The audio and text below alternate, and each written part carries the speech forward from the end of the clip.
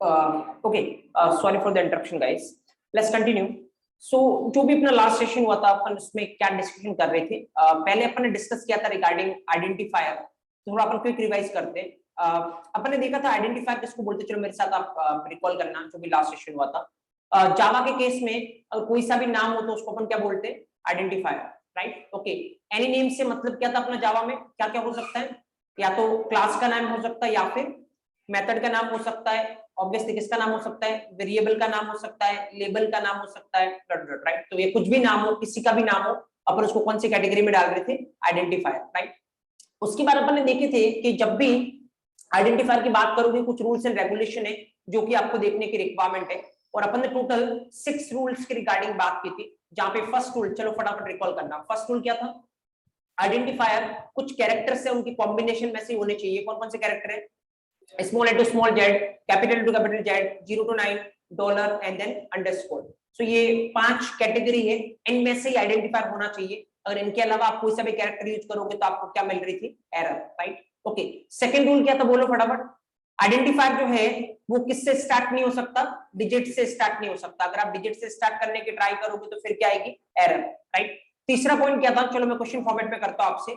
जावा में आइडेंटिफायर की कोई लेंथ लिमिट है क्या, नहीं, ऑब्वियसली कितना भी बड़ा आइडेंटिफायर आप ले सकते हो। बट अगर अपन इंडस्ट्री स्टैंडर्ड की बात करें तो फिर क्या रिकमेंडेड होता है, as minimum as possible, right.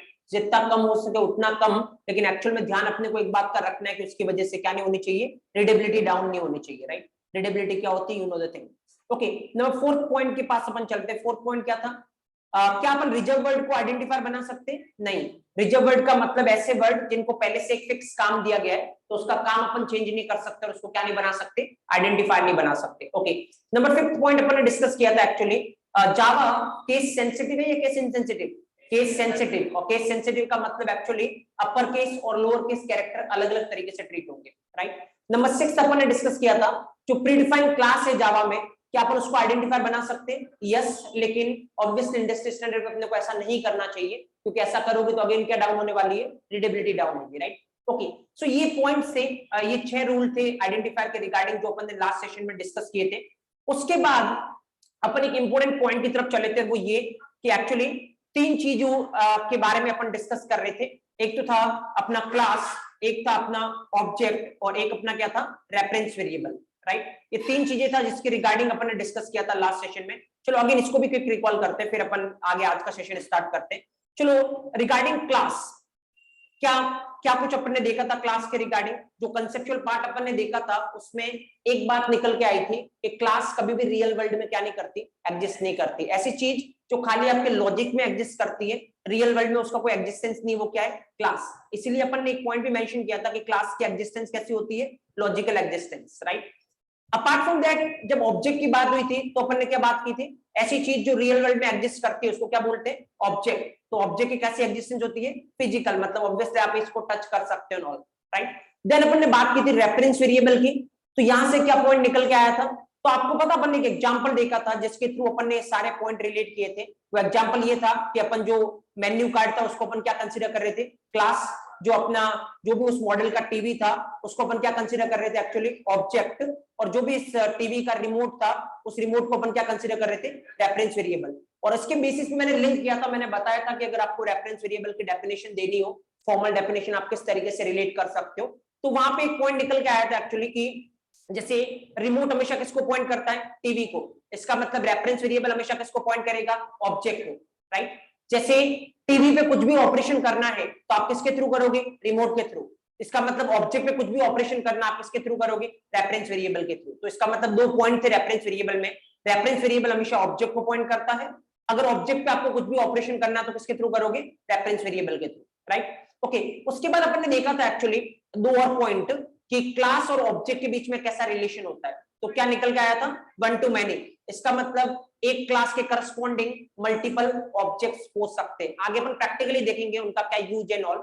अभी जस्ट आपको मैं थ्योरेटिकली या कंसेप्चुअली बात कर रहे थे अपन की क्लास और ऑब्जेक्ट के बीच में कैसा रिलेशन होता है, 1 to many। सेम जब अपन ने ये भी डिड्यूस किया था एक्चुअली कि ऑब्जेक्ट और रेफरेंस वेरिएबल के बीच में कैसा रिलेशन होता है, तो यहां से भी एक बात निकल के आई थी, 1 to many। इसका मतलब एक ऑब्जेक्ट के करस्पॉन्डिंग क्या हो सकता है, मल्टीपल रेफरेंस वेरिएबल हो सकता है। जितने भी पॉइंट अपन ने निकाले थे ओनली इस एग्जांपल के थ्रू निकाले थे। तो अगेन मैंने आपको बोला था जितने भी पॉइंट आपने नोट्स पर्पज के लिए लिखे हैं वो जस्ट आपके नोट्स पर्पज के लिए है, आपको एक भी पॉइंट याद रखने की रिक्वायरमेंट नहीं है, जस्ट ये एग्जांपल याद रखोगे सारे पॉइंट आप यहां से निकाल सकते हो, वेदर वो क्लास की फॉर्मल डेफिनेशन हुई या ऑब्जेक्ट की फॉर्मल डेफिनेशन हुई या फिर रेफरेंस वेरिएबल की फॉर्मल डेफिनेशन हुई या फिर क्लास ऑब्जेक्ट के बीच में कौन सा रिलेशन है या ऑब्जेक्ट रेफरेंस वेरिएबल के बीच में कौन सा रिलेशन है, वो सब कुछ आप यहां से फेच आउट कर सकते हो, राइट। ओके, नाउ गाइस जो ऑनलाइन अटेंड कर रहे किसी को वॉइस में कुछ इशू आ रहा है क्या? जैसे एक मैसेज मेरे पास है यहाँ पे, is it fine, is it audible guys,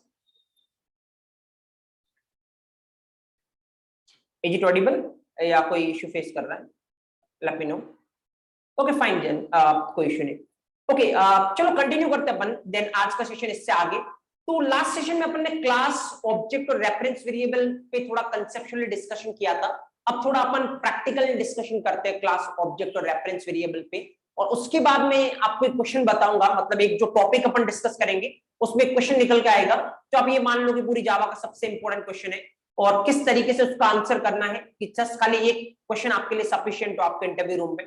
चलो बात करेंगे अपन, लेकिन पहले वहां तक पहुंचते हैं जहां पे अपने को पहुंचना है, और उसके लिए पहले अपन कंसेप्चुअल प्रैक्टिकल फॉर्म में बात करते हैं क्लास ऑब्जेक्ट और रेफरेंस वेरिएबल की। चलो प्रैक्टिकल डेफिनेशन क्या देनी है क्लास की, किस तरीके से आप इंपैक्ट क्रिएट कर सकते हो, किस तरीके से ये शो कर सकते हो कि you are literally expert over this area, just observe here. देखो बात करते हैं अपन पहले, जैसे मान लो मैंने ये लाइन लिख रखी है यहाँ पे, अगेन पिछले 2 सेशन से मुझे लगता है ये 2-3 बार अपन लिख चुके हैं, वापस से मैं लिखता हूं एक बार, राइट, वापस से एक बार इसको समझने की ट्राई करते हैं। अगर अपन बात करें ये 10, what is this 10? It is value. 10 क्या है? ऑब्वियसली वैल्यू है, राइट। और ए क्या है? Variable, right. आपको पता है मैं 2 बार एग्जांपल दे चुका हूं कि वेरिएबल का मतलब क्या होता है, राइट, लेकिन आगे अपन अभी डिटेल में डिस्कस करेंगे वेरिएबल को, क्योंकि जिस क्वेश्चन की मैं बात कर रहा हूं ना वो क्वेश्चन वेरिएबल से बिलोंग करता है, विल डिस्कस दैट। यहाँ पे जो आपको दिख रहा है वो क्या एक्चुअली डेटा टाइप, राइट। देखो थोड़ा बहुत मैंने आपको ऑलरेडी बताया है what is the role of data type. अगर मैं आपसे ये पूछूं कि डेटा टाइप का रोल क्या है, तो आंसर आपका क्या होगा? देखो डेटा टाइप हमेशा ये डिसाइड करता है कि आपके वेरिएबल के अंदर वैल्यू कैसे आने वाली है, राइट। जैसे ये आपका ए वेरिएबल है, अब वैल्यू बहुत सारे तरीके की हो सकती है, इंटीजर वैल्यू हो सकती है, फ्लोट वैल्यू हो सकती है, स्ट्रिंग वैल्यू हो सकती है, तो ये ए वेरिएबल कौन सी वैल्यू को होल्ड कर सकता है वो डिपेंड करेगा इसके डेटा टाइप पे। जैसे इसका डेटा टाइप कौन सा है? इंट, इसका मतलब ये a variable only int value को होल्ड कर सकता है, तो ये 10 कौन सी वैल्यू है? इंट, तो कोई दिक्कत नहीं है, होल्ड कर सकता है, राइट। तो ऑब्वियसली डेटा टाइप हमेशा डिसाइड करता है कि वेरिएबल किस तरीके की वैल्यू को होल्ड करेगा, राइट। बात जब डेटा टाइप की होती है तो एक्चुअल में 3 तरीके के डेटा टाइप होते हैं जिन पे अपने को अभी डिस्कशन करना है। पहली कैटेगरी डेटा टाइप की जो होती है वो होती है प्रिमिटिव डेटा टाइप, राइट। दूसरी कैटेगरी जो होती है डेटा टाइप की वो होती है डेराइव डेटा टाइप, और तीसरी कैटेगरी जो डेटा टाइप की होती है यूजर डिफाइंड।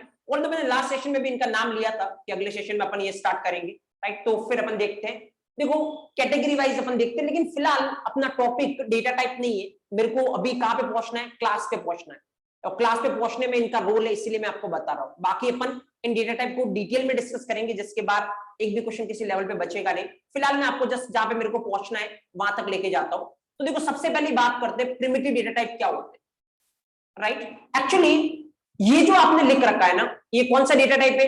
इंट। और इंट किस कैटेगरी का डेटा टाइप है? प्रिमिटिव। प्रिमिटिव मतलब बेसिक डेटा टाइप्स, राइट। ये वो डेटा टाइप है जो एक्चुअली लगभग आपने हर एक लैंग्वेज में इनका नाम सुना होगा, दी जाता है बेसिक डेटा टाइप, राइट। जैसे इंट, अगर आपने सी के साथ काम किया वहां भी आपने सुना होगा, अगर आप जावा के साथ काम कर रहे हो तो जावा में भी इंट होता है, सी प्लस प्लस में भी आपने इंट सुना होगा, इवन आप पाइथन के साथ जाते हो तो वहां भी इंट है। फर्क सिर्फ इतना है कि वहां पाइथन में आप खुद से नहीं लिखते हो, लेकिन इंटरनली वहां पर भी इंट होता है। अगर आप पाइथन के सेशन अटेंड कर रहे हो तो आपको पता है कि एक्चुअल में पाइथन में भी इंट और ये सब कुछ होता है। तो ये प्रिमिटिव डेटा टाइप है। अगर अपन जावा की बात करें ना, तो जावा में टोटल 8 प्रिमिटिव डेटा टाइप होते हैं, राइट। मैं एक बार खाली यहाँ पे नाम लिख रहा हूं, तो टोटल 8 प्रिमिटिव डेटा टाइप है, मैं नाम लिख रहा हूं यहाँ पे। Number first is byte, number second is short data type, right. Number third is int data type, number fourth is long data type, number fifth is float data type, number sixth is double data type, right, number 7 आपका boolean, और number 8 आपका char। Total ये 8 primitive data type होते हैं जब अपन जावा की बात करते हैं। Total 8 primitive data types are there. अभी एक्चुअल में मैं आपको बोलूं कम से कम अपन 2 से 3 घंटे इन डेटा टाइप पर डिस्कस करेंगे बाद में, जब अपन इसको सेपरेट पढ़ेंगे कि प्रिमिटिव डेटा टाइप क्या होते हैं एंड कितने क्वेश्चन यहाँ से पुट अप हो सकते हैं। जो एक सिंपल सा टॉपिक माना जाता है, इवन एक्सपीरियंस लेवल पे भी कितने क्वेश्चन यहाँ से पुट अप हो सकते हैं। हाईएस्ट लेवल की बात करें अगर ओरेकल सर्टिफिकेशन की, तो कितने क्वेश्चन यहाँ से आ सकते हैं, अपन बाद में डिटेल में डिस्कस करेंगे। अभी अपना टॉपिक ये नहीं है, अभी मैं जस्ट आपको बता रहा हूँ कि 8 तरीके के क्या होते हैं, प्रिमिटिव डेटा टाइप होते हैं। आपको पता है, जैसे मैं आपको कुछ क्वेश्चन यहाँ से पूछता हूँ, आप मेरे को बताना कि एक्चुअल में उनका आंसर क्या है। मैं आपको बताता हूँ कितना क्रिटिकल है, लोग इसको स्किप करते हैं एक्चुअली, लेकिन कितने अच्छे लेवल के क्वेश्चन इवन एक्सपीरियंस लेवल पे भी यहाँ से बन सकते हैं। चलो मेरे को एक बात बताना, आप वेदर आपने सी पढ़ा हो, C++ पढ़ा हो, अभी आप जावा देख रहे हो, मेरे 2-3 क्वेश्चन है यहाँ पे जो मैं आपसे पूछ रहा हूँ। चलो मेरे को बताओ, फ्लोट और डबल अगर आपने नाम पहले सुन रखा हो, अगर नहीं सुना तो अपने को रिक्वायरमेंट नहीं है, लेकिन अगर इन केस अगर आपने नाम पहले सुन रखा हो तो मेरे को बताओ फ्लोट और डबल में क्या डिफरेंस होता है। मतलब कब मैं फ्लोट यूज करना पसंद करूंगा और कब मैं डबल यूज करना पसंद करूंगा। सिंपल सा क्वेश्चन ये है कि अगर मान लो इंडस्ट्री लेवल के किसी प्रोजेक्ट पे काम कर रहे हो, आपको डिसीजन लेना है कि मेरे को फ्लोट यूज करना चाहिए या डबल, तो आप क्या फैक्टर के बेसिस पे वो डिसीजन लोगे, क्या फैक्टर के बेसिस पे डिसीजन लोगे आप। चलो पहले मेरे को ये भी बता दो, इंट और लॉन्ग में आपको डिसीजन लेना है, किस फैक्टर के बेसिस पे आप डिसीजन लोगे कि वेदर आपको इंट के साथ जाना चाहिए या लॉन्ग के साथ जाना चाहिए। सिंपल राइट, अगर वैल्यू बड़ी हो तो किसके पास जाओगे, लॉन्ग के पास, क्योंकि नाम से ही पता चल रहा है। और अगर वैल्यू छोटी है तो किसके पास जाओगे, इंट के पास। कौन सी वैल्यू, इंटीजर वैल्यू जिसमें डेसिमल नहीं हो, पॉइंट नहीं हो। तो अगर वो पॉइंट नहीं हो, वैसी वाली वैल्यू बड़ी है तो किसके पास जाएंगे, लॉन्ग के पास, और छोटी है तो किसके पास जाएंगे, इंट के पास। चलो अब इसके बेसिस पे मेरे को ये बताओ फ्लोट और डबल में क्या डिफरेंस है। तो अगर आप पूछोगे, इवन आप पूछ के देखना, तो अगेन बात सेम आएगी कि डेसिमल जहां पे लगा हुआ हो, अगर डेसिमल वाली वैल्यू छोटी हो तो किसके पास जाना चाहिए, फ्लोट के पास, और अगर डेसिमल वाली वैल्यू बड़ी हो तो किसके पास जाना चाहिए, डबल के पास। This is wrong right. अगर आपका दिमाग इस तरीके से काम कर रहा है, जो कि ऑब्वियसली आपने C++ जहां भी सेशन लिए होंगे इस तरीके से बात की होगी कि देखो इंट और लॉन्ग में जो रिलेशन होता है, फ्लोट और डबल में भी वही रिलेशन होता है, बिल्कुल गलत है एक्चुअल। अगर इंडस्ट्री एस्पेक्ट की बात करो, दूर दूर तक ऐसा कहीं सीन ही नहीं है कि छोटा हो तो फ्लोट के पास जाना और बड़ा हो तो डबल के पास जाना है। तो फिर जब तक अपन इसको एक्सप्लेन नहीं करते, ये क्वेश्चन मैं आपके लिए छोड़ता हूँ, आप एग्जैक्टली फिगर आउट करके लाओ कि फ्लोट और डबल में क्या डिफरेंस है, देन मैं आपको बताऊंगा कि एक्चुअल डिफरेंस क्या और इंडस्ट्री किस तरीके से सोचती है फ्लोट और डबल में। चलो एक दूसरा क्वेश्चन और पुट अप करता हूं जिसका आंसर आप फिगर आउट करके लाना एक बार। चलो एक बात बताओ, अगर आपने सी लैंग्वेज देखा हो तो वहां पे ये डेटा टाइप आपने देखा होगा कैर, कोई डाउट है नहीं मेरे को इसमें। और जब आपने कैर डेटा टाइप देखा होगा, इवन कोई सा भी डेटा टाइप देखा होगा, तो आपको इस तरीके से बताया गया होगा कि हर एक डेटा टाइप की क्या होती है, साइज होती है राइट। तो जैसे कैर की साइज कितनी होती है, 1 बाइट राइट, इस तरीके से आपको बताया गया होगा। अगर अपन सपोज, ये बिल्कुल फैक्ट है, कोई दिक्कत नहीं है कि अगर सी या C++ के कैर डेटा टाइप की बात करो तो साइज कितनी होती है, 1 बाइट की। चलो अगर अपन जावा के कैर डेटा टाइप की बात करें तो इतना तो मैं ही आपको बता देता हूं कि साइज कितनी होती है जावा के कैर डेटा टाइप की, 2 बाइट, नॉट 1 बाइट, 2 बाइट। अब सवाल मेरा यहाँ पे आपसे ये है कि एक्चुअली पहले कौन सी लैंग्वेज आई, सी या जावा, सी पहले आई, जावा बाद में आई ऑब्वियसली। तो जैसे मान लो कोई लैंग्वेज बाद में आ रही है तो क्या करेगी, उसको ऑलरेडी पता है कि पहले कौन सी लैंग्वेज चल रही है, तो या तो वो उससे अच्छा करने की ट्राई करेगा, और अगर अच्छा नहीं कर सकता तो एटलीस्ट वो करना उतना तो करेगा इसे। बट यहाँ पे आपको पता जावा ने क्या किया, अच्छा तो किया नहीं, क्योंकि 1 बाइट ले रहा था तो कोई 1 से नीचे तो इसने किया नहीं राइट, और इवन सेम भी नहीं किया, 1 से 1 भी नहीं किया, 1 से कितना कर दिया सीधा 2 बाइट। तो ऑब्वियसली अगर इसको देखोगे कि भाई C++ का कैर जो है वो कितने बाइट की मेमोरी कंज्यूम करता है, 1 बाइट, और जावा में यही कितने बाइट की मेमोरी कंज्यूम करता है, 2 बाइट। इसका मतलब जावा में जो कैर है वो एक्स्ट्रा मेमोरी कंज्यूम करता है, और अगर एक्स्ट्रा मेमोरी कंज्यूम कर रहा तो ये क्या है, एक डिसएडवांटेज है राइट। मेरा क्वेश्चन आपसे ये है, क्या ये डिसएडवांटेज है या फिर इससे कुछ अचीव हो रहा है। दूसरा क्वेश्चन ये है मेरा यहाँ से कि कैर डेटा टाइप जो जावा का है वो 2 बाइट की मेमोरी क्यों कंज्यूम करता है। इतना आंसर मैं आपको बता देता हूँ, इससे बहुत बड़ा एडवांटेज है जो जावा लैंग्वेज को मिलता है, C++ को नहीं मिलता। वो कौन सा एडवांटेज है, अगेन आप फिगर आउट करके लाना। N number of questions are there, और भी बहुत सारे क्वेश्चन मैं यहाँ से पुट अप कर सकता हूँ राइट। चलो एक क्वेश्चन और, देखो ये एक डेटा टाइप दिख रहा है आपको शॉर्ट राइट, एक डेटा टाइप दिख रहा है आपको क्या, बाइट। मेरा क्वेश्चन आपसे ये है कब बाइट के पास जाना, कब शॉर्ट के पास जाना है। तो अगेन आप बोलोगे कि सर अगर इंट से छोटी वैल्यू हो तो किसके पास जाना चाहिए, बाइट और शॉर्ट। जैसे अगर मैं आपको बोलूं बाइट की मेमोरी कितनी होती है, 1 बाइट, शॉर्ट की मेमोरी कितनी होती है, 2 बाइट, इंट की मेमोरी कितनी होती है जावा में, 4 बाइट। तो अगर आप इमीडिएटली इसको देख के मेरे को यही बोलोगे कि अगर छोटी वैल्यू तो किसके पास जाना चाहिए, बाइट और शॉर्ट। बट देन आप मेरे को ये बताना आज तक आपने कितने प्रोग्राम लिखे जिसमें बाइट और शॉर्ट को यूज किया, बहुत कम। हमेशा आपका हाथ किस पे चलता है? इंट पे। इवन आप इंडस्ट्री में जाओगे तब भी आपका हाथ हमेशा किस पे चलेगा? इंट पे। सवाल मेरा ये है, जब इंट ये काम कर सकता है और आपका हाथ हमेशा इंट पे चल रहा है, तो फिर इनकी रिक्वायरमेंट है क्या? ये क्यों आए? 6 तरीके के डेटा टाइप बना लेते हैं, ये 8 तरीके के डेटा टाइप फालतू में बनाने की रिक्वायरमेंट क्या होती है? Right, there are N number question, इसलिए मैं आपको बोल रहा हूं कि ये अपन डिस्कस करेंगे डिटेल में। फिलहाल मेरा टॉपिक ये नहीं, मैं जस्ट आपकी क्यूरियोसिटी के लिए, आपको थोड़ा ब्रेनस्टॉर्मिंग करने के लिए 2-3 क्वेश्चन मैंने यहाँ पे दिए। अभी जस्ट मैं इतना बोलना चाह रहा हूं, टोटल जावा की बात करें तो कितने प्रिमिटिव डेटा टाइप होते हैं? 8, राइट। ओके, नाउ तो यहाँ पे एक बार वापस से अपन बैक स्क्रीन पे चलते हैं। अगर बात करें, जैसे अभी थोड़ी देर पहले मैंने एक एग्जांपल लिखा था इस तरीके से, यहाँ पे let's say int a equal to 10, fine. Okay, तो यहाँ पे आपको पता है ये इंट क्या है? Data type. और कौन सा डेटा टाइप है? अब आप प्रिसाइजली बता सकते हो कौन सा डेटा टाइप है? प्रिमिटिव डेटा टाइप, क्योंकि इंट प्रिमिटिव कैटेगरी का डेटा टाइप है, राइट। ओके, नाउ मेरा क्वेश्चन आपसे ये है, अगर मैं आपको बोलूं जितने भी प्रिमिटिव डेटा टाइप है उनके एडवांटेज क्या है? देखो एडवांटेज तो एक है कि ये वैल्यू को स्टोर कर सकते हैं। जैसे अपने को 10 वैल्यू स्टोर करनी थी, तो अपन ने एक वेरिएबल बनाया, ये डेटा टाइप उसको बताएगा कि तेरे अंदर कौन सी वैल्यू आ सकती है, और ये वेरिएबल उस वैल्यू को क्या कर देगा? होल्ड कर देगा। तो what is the advantage of primitive data type? या फिर यहाँ पे अगर बात करें प्रिमिटिव डेटा टाइप का एडवांटेज क्या है, तो एडवांटेज बहुत सिंपल है। क्या? प्रिमिटिव डेटा टाइप वैल्यू को क्या कर सकता है? होल्ड कर सकता है। But what is the disadvantage? मतलब क्या दिक्कत है जो आपको यहाँ पे आ रही है? सपोज जैसे मान लो मैं आपको बोलता हूं मेरे पास टोटल 100 स्टूडेंट है। अभी सपोज जैसे मान लो मेरे पास एक ही स्टूडेंट था, किस नाम से? ए नाम से, और उसके मार्क्स मेरे को स्टोर करवाने थे। उसके मार्क्स कितना है? 10। मैंने करवा दिया, एक वेरिएबल लिया और वैल्यू को स्टोर करवा दिया, राइट। सपोज मेरे पास 100 स्टूडेंट है, राइट, मेरे को सबके मार्क्स स्टोर करवाने, फाइन। तो सवाल मेरा बहुत सिंपल सा है, कितने वेरिएबल मेरे को बनाने पड़ेंगे? 100 स्टूडेंट के अगर मेरे को मार्क्स स्टोर करवाने हैं, कितने वेरिएबल मेरे को बनाने पड़ेंगे?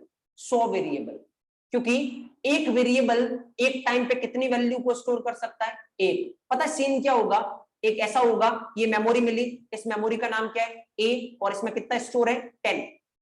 अब अगर आप ऐसा बोलोगे ना a इक्वल टू 20, तो पता क्या होने वाला है? जो a में पहले वैल्यू पड़ी है कौन सी? 10, वो हट जाएगी और इसकी जगह पे कितना आ जाएगा? 20, फाइन। तो एक वेरिएबल एक टाइम पे एक ही वैल्यू को रख सकता है। अगर आप उसमें नई वैल्यू डालने जाओगे तो पुरानी वैल्यू हट जाएगी और पुरानी वैल्यू की जगह नई वैल्यू चली जाएगी। अब अगर आप ए से पूछोगे तेरे पास कितना पड़ा है, तो ये कितना बताएगा? 20। 10 जा चुका है, 10 इसके पास दूर दूर तक अब है ही नहीं, क्योंकि जैसे आपने नई वैल्यू डालने की ट्राई की पुरानी हट चुकी है। तो सिंपल सी बात मैं आपको ये बताना चाह रहा हूं, कोई भी अगर प्रिमिटिव वेरिएबल हो, देखो अगेन, अगर साथ में प्रिमिटिव डेटा टाइप है तो वेरिएबल को भी आप क्या बोलोगे? Primitive variable. क्योंकि अगर आप सिंपल वेरिएबल बोलोगे ना, हमेशा सामने वाले को कंफ्यूजन होगा कि आप कौन से वेरिएबल की बात कर रहे हो। अगेन क्या डाउन होने वाली है? रीडेबिलिटी। इसलिए अगर कोई पूछे कौन सा वेरिएबल, अगर आप पूरा बताओगे कौन सा वेरिएबल है प्रिमिटिव, तो सामने वाला समझ जाएगा कि इसके आगे जो डेटा टाइप लग रहा है वो किस कैटेगरी का है? प्रिमिटिव कैटेगरी का है। तो जो भी ये प्रिमिटिव वेरिएबल है एक्चुअली क्या कर सकता है? एक टाइम पे एक वैल्यू को स्टोर कर सकता है। अगर आप दूसरी वैल्यू करवाने जाओगे, पहला हट जाएगा और दूसरी उसकी जगह पे आ जाएगी। अब प्रॉब्लम इससे ये है कि मान लो मेरे को 100 स्टूडेंट के मार्क्स स्टोर करवाने, तो कितने वेरिएबल चाहिए? 100 वेरिएबल, क्योंकि एक वेरिएबल कितनी वैल्यू स्टोर कर सकता है? एक।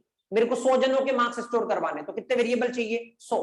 तो 100 वेरिएबल आपको बनाने पड़ेंगे इस तरीके से। लेट्स से आपने बनाया इंट a1 इक्वल टू 10, मान लो पहले स्टूडेंट के मार्क्स 10 है, इंट a2 इक्वल टू 40, दूसरे स्टूडेंट के मार्क्स कितने? 40, डैश डैश डैश, आपको कितने वेरिएबल बनाने पड़ेंगे? 100 वेरिएबल। प्रॉब्लम इसके साथ क्या पता है? एक तो आप 100 वेरिएबल बनाओगे तो इतनी लाइन का कोड तो खाली आपको वेरिएबल बनाने के लिए ही लिखना पड़ेगा, राइट। और एक चीज मैं आपको लास्ट सेशन में भी बता चुका हूं, उसको हमेशा ध्यान रखना, जब भी कभी प्रोजेक्ट पे काम करते हो, अगर आपका लाइन ऑफ कोड बढ़ रहा है तो एक चीज हमेशा साथ चलेगी, कौन सी? रीडेबिलिटी, जो कि क्या होने वाली है? डाउन। क्योंकि सिंपल सा फैक्टर है, अगर मैं आपको बोलूं 5 लाइन का कोड समझना है, एक मैं आपको बोलूं 50 लाइन का कोड समझना है, किसमें ज्यादा टाइम लगेगा? 50 लाइन वाले में। इसका मतलब 50 लाइन की रीडेबिलिटी क्या है? डाउन। तो जैसे जैसे लेंथ ऑफ कोड बढ़ेगा तो रीडेबिलिटी क्या होने वाली है? डाउन। तो अगर मान लो अपने को बहुत सारी वैल्यू स्टोर करवानी, और अगर आप प्रिमिटिव वेरिएबल या प्रिमिटिव डेटा टाइप के पास गए, तो दिक्कत उससे ये है, जितनी वैल्यू स्टोर करवानी है उतने वेरिएबल बनाने पड़ेंगे, और अगर मैं उतने वेरिएबल बनाने जाऊंगा तो लेंथ ऑफ कोड बढ़ेगा, और अगर लेंथ ऑफ कोड बढ़ेगा तो क्या डाउन होने वाली है? रीडेबिलिटी डाउन होने वाली है। दूसरा, ऑब्वियस सी बात है। दूसरा एक और अगर आप देखो, इस तरीके से देखो तो 100 वेरिएबल है, राइट। तो आपको जैसे मान लो मैं बोलूं 50th स्टूडेंट के मार्क्स कितने हैं, तो आपको वेरिएबल के नाम याद रखने पड़ेंगे एक्चुअली कि 50th स्टूडेंट के पास कौन सा वेरिएबल है, राइट। तो ये अननेसेसरी आपके लिए क्या क्रिएट करेगा, कंफ्यूजन। तो सिंपल सी बात ये है कि अगर आपको एक सिंगल वैल्यू स्टोर कर सकता आपका प्रिमिटिव वेरिएबल, लेकिन मल्टीपल वैल्यू स्टोर नहीं कर सकता। अगर बहुत सारी वैल्यू है तो जितनी वैल्यू है उतने ही आपको प्रिमिटिव वेरिएबल यहाँ पे लेने पड़ेंगे।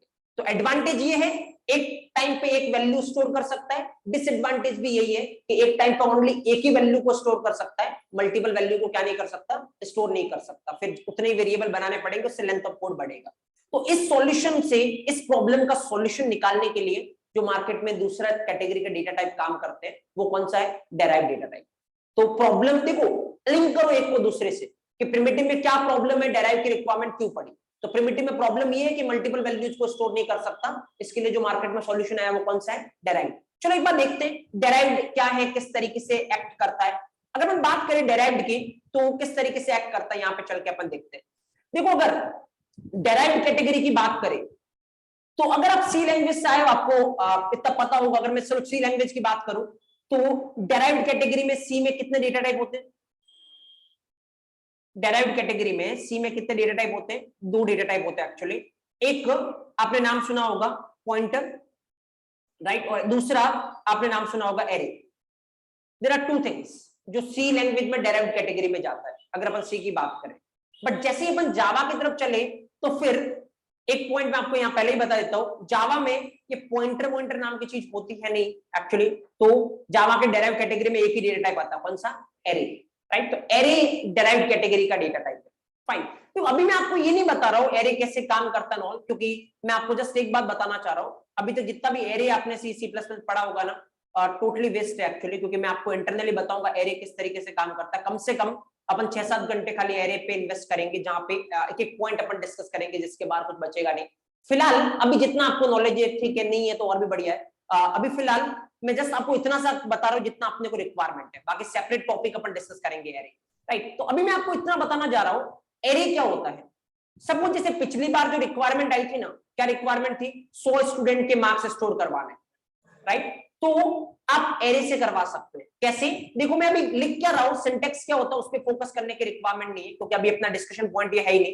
देखो इस तरीके से मैं कुछ लिख रहा हूं, लेट्स से, और यहाँ पे मान लो 10, 20, 40, 50, 25, देखो जितने लेट्स से 45 जितने स्टूडेंट के मार्क्स आपको स्टोर करवाने आपने करवा दिए। देखो सवाल मेरा ये है, वेरिएबल कितना है, एक, कौन सा वेरिएबल, ए वेरिएबल, राइट। और इसने कितनी वैल्यू को स्टोर करवा दिया, 1, 2, 3, 4, 5 एंड 6। अभी 6 है, बट आप चाहो तो 600 भी करवा सकते हो। ए वेरिएबल आपके 600 वैल्यू को क्या कर देगा, स्टोर कर देगा। तो अगर अभी ये कैसे लिखा, क्या सिंटेक्स होता है, उस पर बात नहीं कर रहा हूं। अगर अपन बात करें एरे की, तो फिर इसको देख के आपको क्या एडवांटेज लग रहा है। देखो एरे का एडवांटेज एक है, वो क्या, एक टाइम पे मल्टीपल वैल्यूज को क्या कर सकता है, स्टोर कर सकता है। जो प्रॉब्लम प्रिमिटिव के साथ थी, उसका सॉल्यूशन किसके पास है, एरे के पास, कि एक टाइम पे ये मल्टीपल वैल्यू को क्या कर देगा, स्टोर कर देगा, राइट। जैसे 6 की 600 भी कर सकता है, राइट। ओके, सवाल मेरे यहाँ पे 2 है। जब ये अच्छी बात है कि जो प्रिमिटिव में प्रॉब्लम थी, एरे ने उसका क्या दे दिया, सॉल्यूशन दे दिया। बट अगेन मेरा क्वेश्चन यहाँ पे आपसे ये है कि एक्चुअली अगर हम बात करें तो डिसएडवांटेज क्या है एरे के। देखो डिसएडवांटेज की अगर अपन बात करें तो वो ये है कि अभी इसने कितनी वैल्यू को स्टोर कर दिया, 6, मतलब ये मल्टीपल वैल्यू को क्या कर सकता है, स्टोर कर सकता है। बट अगर मैं ऐसा बोलूं, अभी देखो ये सारी वैल्यू कौन से टाइप की है, इंटीजर टाइप की। अगर मैं इसको ऐसा बोलूं कि भाई मेरे पास 3 वैल्यू इंटीजर है और चौथे वाले के मान लो नंबर कितना है, 50 नहीं 50.5 है, राइट। जो भी 5th स्टूडेंट है उसको 25 नहीं 26.2 मार्क्स है सपोज, राइट। और इन सबको स्टोर करना, आप कितने, 6 वैल्यू है, लेकिन कौन कौन सी, 10, 20, 40, 50.5, 26.2 एंड 45, इन 6 वैल्यू को स्टोर करना है।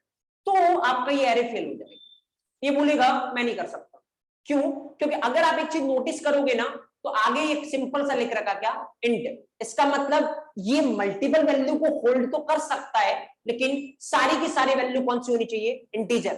तो अभी जो मैंने एग्जांपल लिया था उसमें 6 वैल्यू और 6 की 6 कैसी है, इंटीजर, तब तो इसको कोई प्रॉब्लम थी नहीं। लेकिन जैसे ही 1-2 वैल्यू चेंज कर लिया आपने, वेदर वो डबल वैल्यू डाल दी या कोई स्ट्रिंग वैल्यू डाल दी, इमीडिएटली क्या आ जाएगी, एरर।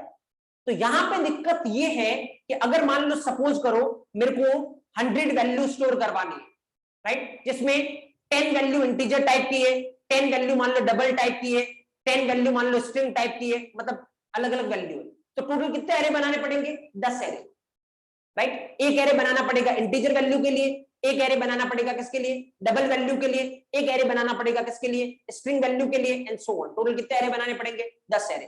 तो अगेन वही प्रॉब्लम हो गई कि जब तक मल्टीपल वैल्यू सेम टाइप की है तब तक तो दिक्कत नहीं है, लेकिन अगर मल्टीपल वैल्यू अलग अलग टाइप की है तो उतने ही एरे बनाने पड़ेंगे जितने टाइप है।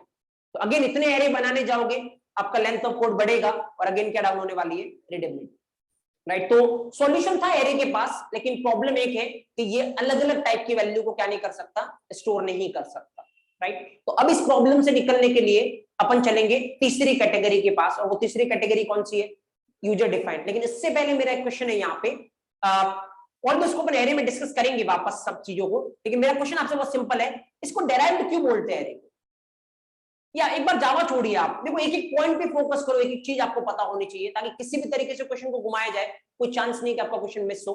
देखो डेराइव क्यों बोलते हैं, पहली बात एक बार जावा भूल जाओ, किसको बोलते हैं डेराइव। जैसे आपने मैथमेटिक्स में सुना होगा इसका डेरिवेशन करना है, what is the meaning of derivation, मतलब कोई चीज आपके पास है उससे कोई नई चीज निकाल के लानी है, राइट। कोई चीज आपके पास है उसमें थोड़ा सा चेंज करके कुछ नया कंक्लूजन निकाल के लाना है, दैट इज डेरिवेशन। तो ऑब्जर्व करो यहाँ पे जो ये एरे है ना, ये कोई नया डेटा टाइप नहीं एक्चुअली, इसके आगे क्या लग रहा है, इंट, और इंट इज व्हाट, प्रिमिटिव। तो ये प्रिमिटिव से ही निकल के बना है एक्चुअली, ये प्रिमिटिव में खाली थोड़ा सा एड ऑन कर दिया कि ये मल्टीपल वैल्यू को होल्ड कर सकता है, और यहां से एक नई कैटेगरी बन गई, कौन सी, डेराइव्ड। तो डेराइव्ड हमेशा किससे निकल के आएगा, प्रिमिटिव से, और जब कोई चीज किसी से निकल के आती है तो उसको क्या बोलते हैं, डेराइव्ड, कि ये उससे डेराइव हुआ है, राइट। ये फॉर्मूला किससे डेराइव हुआ है, इस थ्योरी से डेराइव हुआ है, तो ये किससे डेराइव हुआ, प्रिमिटिव से डेराइव हुआ है, that's why the category is what, derived data type, इसीलिए इसको बोलते हैं डेराइव्ड डेटा टाइप, राइट। तो यहाँ पे एरे क्या एडवांटेज है, एक टाइम पे मल्टीपल वैल्यू को होल्ड कर सकता है, क्या डिसएडवांटेज है, मल्टीपल वैल्यूज जो है वो सेम टाइप की होनी चाहिए, डिफरेंट टाइप की होगी तो वो होल्ड नहीं कर पाएगा, that's a simple thing, right. अभी के लिए इतना, बाकी अपन बहुत सारी चीजें एरे पे डिस्कस करेंगे, अभी अपन एरे नहीं डिस्कस कर रहे हैं। तो एक्चुअली जहां पे जिस पॉइंट पे मेरे को आना था उस पॉइंट पे अपन पहुंच चुके हैं, वो तीसरी कैटेगरी, कौन सा, यूजर डिफाइंड, राइट। तो तीसरी कैटेगरी पे अपन आते हैं, कौन सी कैटेगरी है, यूजर डिफाइंड। ना सवाल मेरा बहुत सिंपल सा है, अगर बात करें यूजर डिफाइंड की, तो आप C++ आप किसी के भी थ्रू यहां तक आए हो, तो फिर क्वेश्चन है कि C या C++ में कौन सी चीज है जो आपके यूजर डिफाइंड की कैटेगरी में जाती है। या C की बात करते हैं, चलो C++ की बात अपन नहीं करते। तो अगर आपने C लैंग्वेज के बारे में आपको आइडिया है तो वहां पे एक चीज आपने पढ़ी होगी, और वो चीज किसके अंडर आती है, यूजर डिफाइंड, और वो क्या नाम है उसका, स्ट्रक्चर, राइट। अगर आपने स्ट्रक्चर देखा हो तो वो किसमें आता है, यूजर डिफाइंड। ऑब्वियसली यूनियन भी आता है, लेकिन वो थोड़ा रिस्ट्रिक्ट करता है, स्ट्रक्चर में आप कुछ भी कर सकते हो, तो स्ट्रक्चर किस कैटेगरी में आता है, यूजर डिफाइंड। C++ की बात करोगे तो दो ऑप्शन है, आप स्ट्रक्चर भी लिख सकते हो और आप क्लास भी लिख सकते हो। बट अगर जावा की बात करें तो चलो अपन सी की बात तो कर नहीं रहे, अगर अपन जावा की बात करें तो यूजर डिफाइंड कैटेगरी में क्या आता है, क्लास। तो अल्टीमेटली मेरे को इस पे आना था, अपना टॉपिक प्रिमिटिव डेटा डिस्कस करना नहीं था, डेराइव्ड डेटा डिस्कस करना नहीं था, मैं आपको ये बताना चाह रहा था कि क्लास की जब प्रैक्टिकल डेफिनेशन देते हो, पहला पॉइंट आपको क्या मेंशन करने की रिक्वायरमेंट है, class is user defined data type. क्योंकि पता है यहां से बहुत सारे क्वेश्चन जनरेट होंगे, जैसे आपने बोला class is user defined data type, अगला क्वेश्चन क्या बनेगा, what do you mean by user defined data type. तो इसका आंसर मैं देता हूं, यूजर डिफाइंड डेटा टाइप मतलब सारी प्रॉब्लम का सॉल्यूशन। क्या ये सिंगल वैल्यू को भी होल्ड कर सकता है, मल्टीपल सेम टाइप की वैल्यू को भी होल्ड कर सकता है, और मल्टीपल डिफरेंट टाइप की वैल्यू को भी होल्ड कर सकता है, जैसी आपकी रिक्वायरमेंट वैसा ये काम कर देगा, that's why the name is user defined. जैसी यूजर की रिक्वायरमेंट वैसा ये काम कर देगा, राइट। वेदर आपकी रिक्वायरमेंट एक सिंगल वैल्यू को होल्ड करवाना है, करवा देगा, आपकी रिक्वायरमेंट है मल्टीपल वैल्यू जो सेम टाइप की उसको होल्ड करवाना है, ये करवा देगा, आपकी रिक्वायरमेंट है मल्टीपल वैल्यू डिफरेंट टाइप की होल्ड करवाना है, ये करवा देगा, that's why user defined, right. तो first thing what is class, class is user defined data type. Second question अगर यहां से जनरेट हो यूजर डिफाइंड डेटा टाइप क्या होता है, तो answer user defined data type can store single value और multiple values of same type और multiple values of different type, right. और उसके बाद एक्चुअली में आप पॉइंट मेंशन कर सकते हो कि जैसे आपको बोले what is user defined data type, तो इस तरीके से आंसर दे सकते हो there are 3 categories of data type, primitive, derived and user defined. अब आप इसको ऐसे मेंशन करो, प्रिमिटिव के साथ अच्छी बात ये एक वैल्यू को स्टोर कर सकता है, लेकिन डिसएडवांटेज ये एक टाइम पे एक ही वैल्यू स्टोर कर सकता है। देन इसका सॉल्यूशन किसके पास है? डेराइव्ड के पास। डेराइव्ड की अच्छी बात ये है, डेराइव्ड में क्या आता है? एरे, एक टाइम पे मल्टीपल वैल्यूज को होल्ड कर सकता है, जो कि कौन से टाइप की हो? सेम टाइप की। डिसएडवांटेज ये है कि डिफरेंट टाइप की नहीं कर सकता। Then we come to user defined and this. तो यहां से 3 क्वेश्चन आपने जनरेट कर लिया। किस अगला क्वेश्चन ये आ सकता है, एरे क्या होता है, क्योंकि आपने डेराइव्ड डेटा टाइप में किसको मेंशन किया है? एरे को। या फिर आपने प्रिमिटिव मेंशन किया है, तो अगला क्वेश्चन ये आ सकता है, प्रिमिटिव कितने टाइप के डेटा टाइप होते हैं जावा में, राइट? तो एक क्वेश्चन से पूरा खेल सकते हो आप। मैं अगेन आपको बार बार यही रिपीट कर रहा हूं, अगर आपके पास नॉलेज है तो हमेशा अच्छे लेवल के इंटरव्यू में सामने वाले इंटरव्यूअर का एक ही रोल होगा, वो आपसे फर्स्ट क्वेश्चन कि वो फर्स्ट क्वेश्चन कौन सा करता है।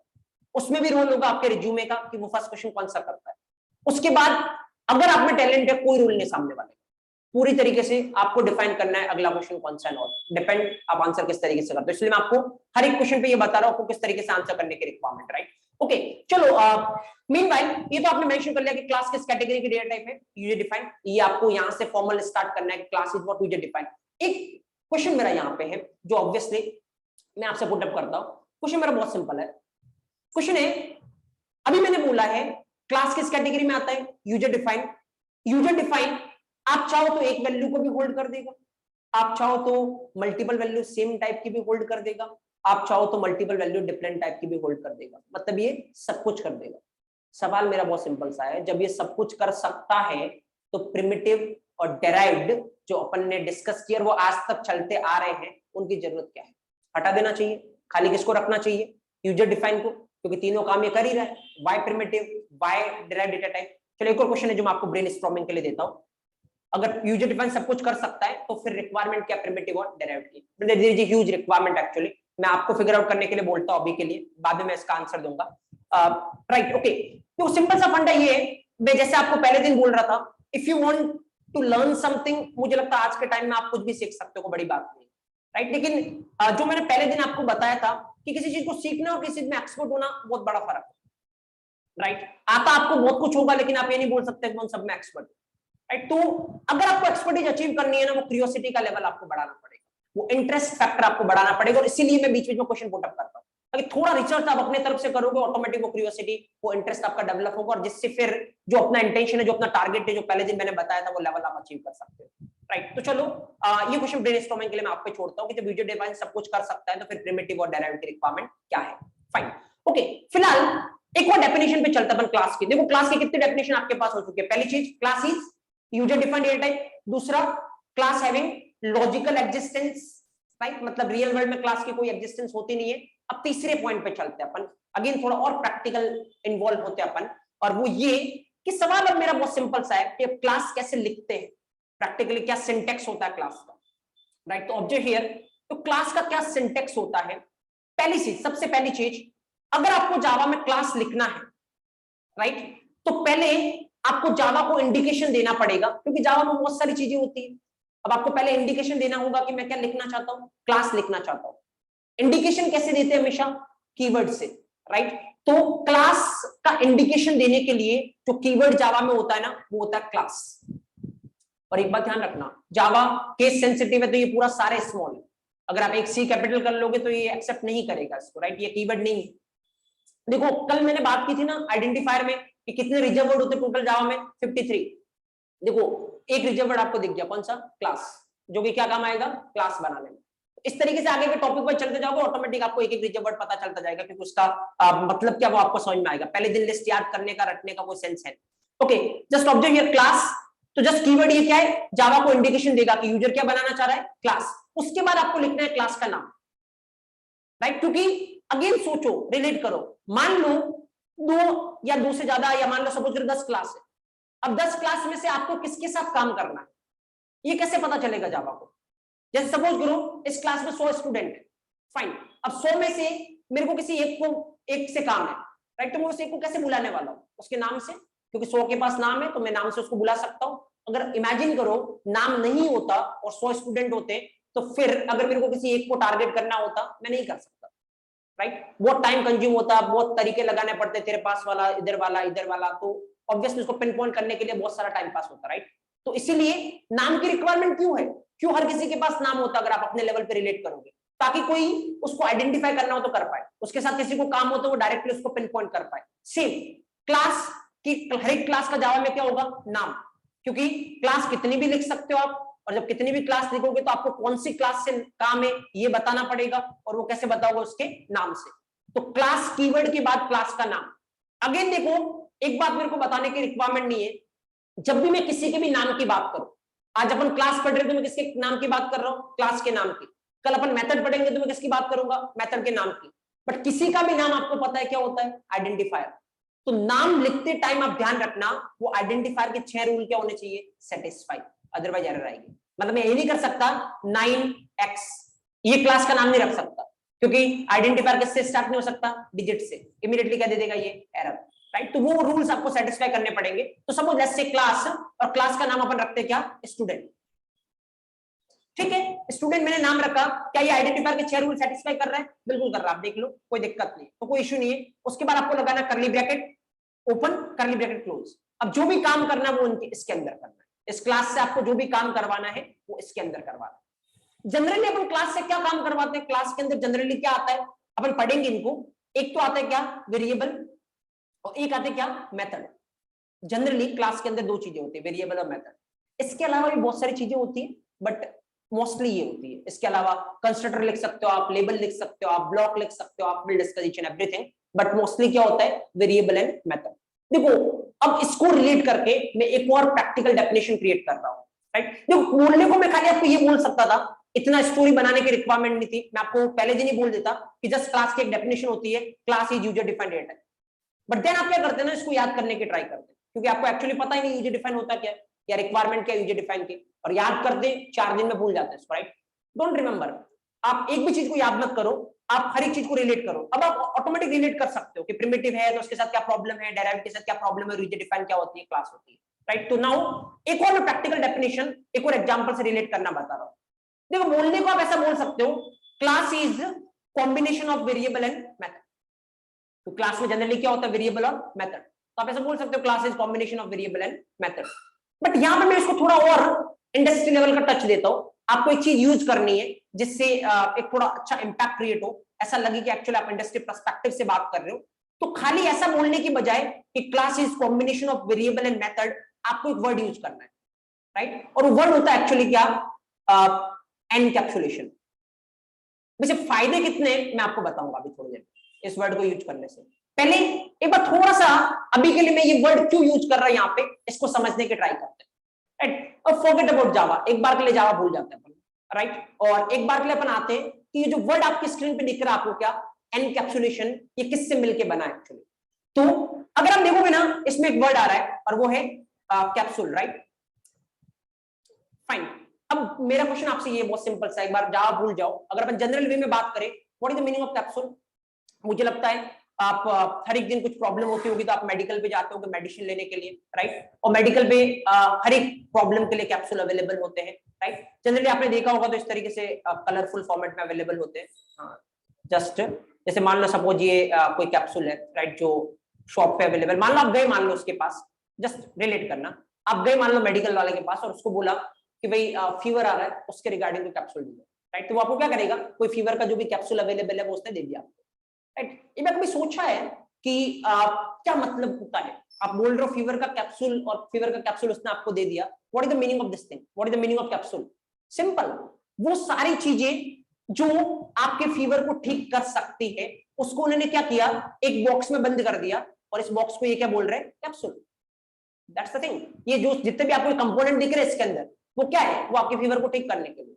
अगर आप कोल्ड का कैप्सूल मांगोगे तो हो सकता है दूसरा दे, क्योंकि कोल्ड को ठीक करने के लिए कंपोनेंट जो होते हैं वो अलग हो सकते हैं, राइट। तो ऑब्वियसली वो सारे कंपोनेंट जिसकी वजह से आपका फीवर ठीक हो सकता है, उन्होंने एक बॉक्स में बंद कर दिया, और उस बॉक्स को क्या बोलते हैं, कैप्सूल, राइट। यहां पे आओ, देखो, वो सारी चीजें जो स्टूडेंट के काम में आ सकती है उसको अपन ने एक बॉक्स में बंद कर दिया, और इस बॉक्स को क्या बोल रहे हैं अपन, क्लास, राइट। तो वी कैन सी, जहां पर भी 2 या 2 से ज्यादा चीज कंबाइन होती है अपन वर्ड यूज कर सकते हैं क्या, एनकैप्सुलेशन। तो you can use the word class is a encapsulation mechanism of combining variables and methods in a single unit या in a single box, right? तो याद नहीं रखना आपको, और जैसे आप ये वर्ड यूज करोगे अगला क्वेश्चन 100% आपके पास आने वाला है, व्हाट इज एनकैप्सुलेशन, राइट? तो एक फायदा आपको ये भी देके जाएगा। देखो खाली अगर आपसे इतना सा पूछा गया व्हाट इज क्लास, एक आप यूजर डिफाइन के नाम पे 4-5 क्वेश्चन जनरेट कर सकते हो, दूसरा आप एनकैप्सुलेशन बोल के 2-3 क्वेश्चन जनरेट कर सकते हो,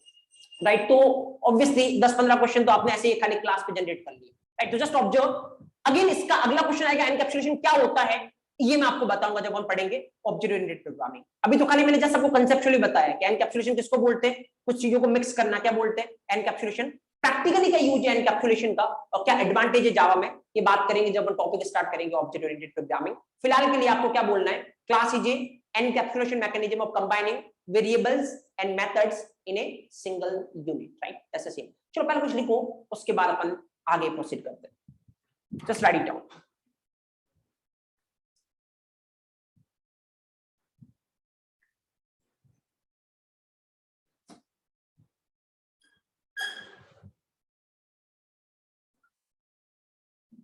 Okay, लिखिए आप, लिखिए डेटा टाइप, हेड डालिए data type,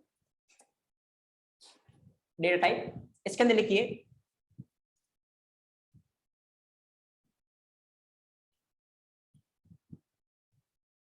data type will decide, data type will decide which type of value, data type will decide which type of value, which type of value, which type of value a variable can hold. Data type will decide which type of value a variable can hold. Now second point लिखो, second point, there can be three types of data type, there can be three types of data type, there can be three types of data type. Number first, primitive data type, primitive data type. Number second, derived data type, derived data type. Number third, user defined data type, user defined data type.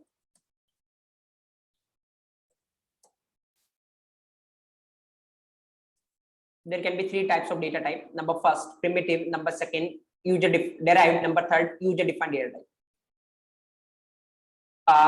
इसके अंदर लिखिए number third point, number third point, the main advantage of primitive data type, the main advantage of primitive data type, the main advantage of primitive data type is that it can hold a value. The main advantage of primitive data type is that, the main advantage of primitive data type is that it can hold a value, but the main disadvantage is, but the main disadvantage is it can only hold one value at a time. It can only hold one value at a time. देखो just सारी चीजें आपको पता, मैं English में convert कर रहा हूं भाई, कुछ नहीं है, तो आपको ये पॉइंट बाय पॉइंट याद नहीं रखना है, आपको बस खाली वो वहीं से रिलेट करके चीजें याद रखनी है। The main advantage of primitive data type is that it can hold a value, but the main disadvantage is it can only hold one value at a time, right? Number fourth, in Java array comes under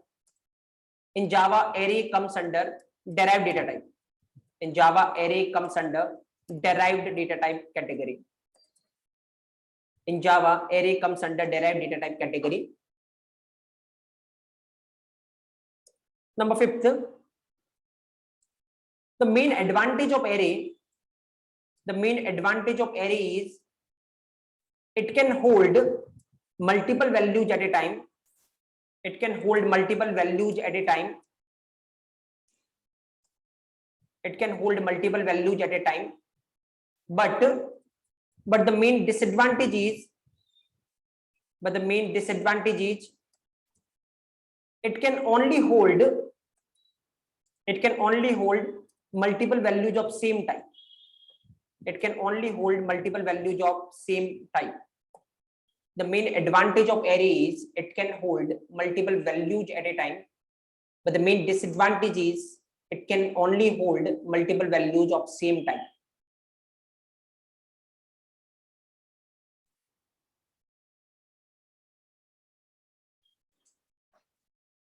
Next, number 6,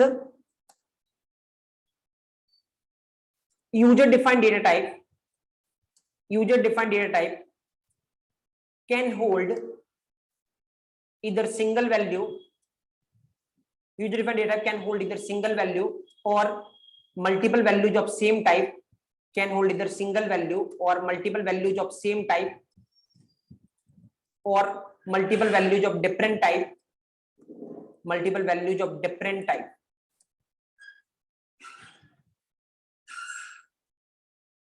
User defined data type can hold either single value or multiple values of same type or multiple values of different type.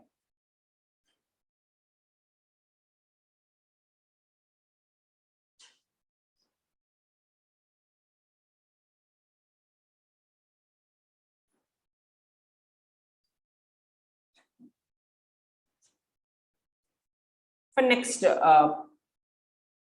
दिन आप heading डालो, again कल भी डाली थी आपने, उसके अंदर कुछ लिखा था, वापस से एक बार हेडिंग डालो क्लास, कुछ और डेफिनेशन अपन देखते हैं यहाँ पे। इसके अंदर लिखिए आप number first, class is user defined data type, या क्लास कम्स अंडर, ऐसे लिखिए ज्यादा बेटर है, class comes under user defined data type, user defined data type category. Class comes under user defined data type category.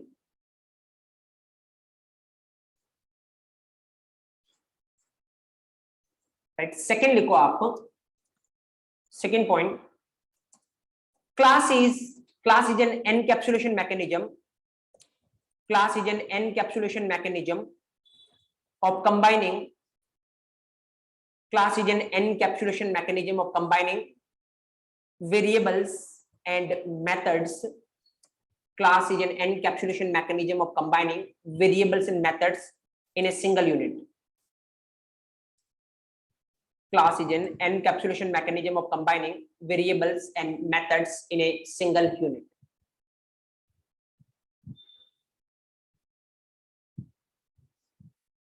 Class is an encapsulation mechanism of combining variables and methods in a single unit.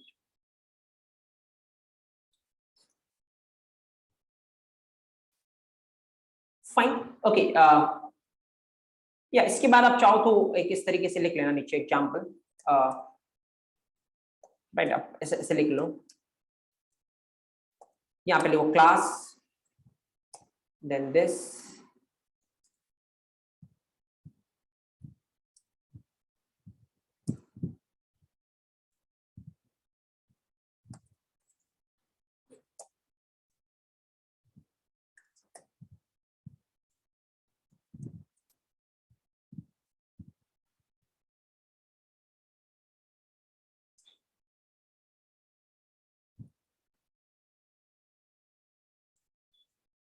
Fine. Okay,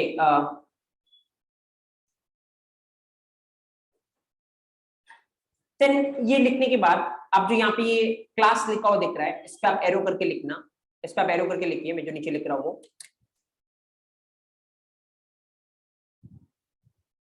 लिखिए, class is a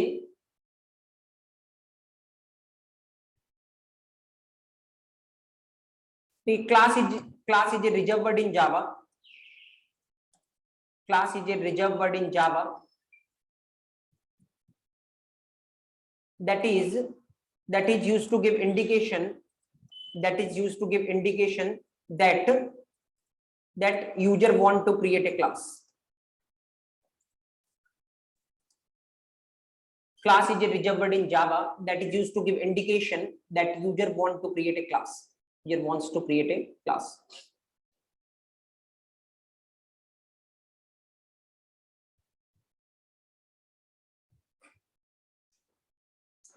right, next इसे student पे arrow करके लिखना, जो भी आपने student लिखा है इस पे एरो करके लिखना अगला पॉइंट आप लिखना, this is a class name, this is class name and it should satisfy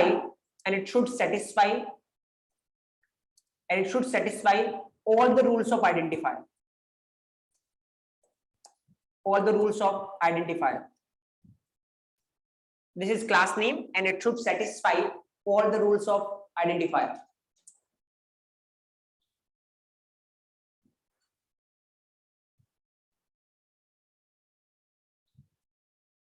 right okay now अब चलो अपन बात करते हैं अगेन अपन अब इसके अंदर फर्दर डिस्कस करते हैं एंड दैट इज यहाँ पे हाँ बोलो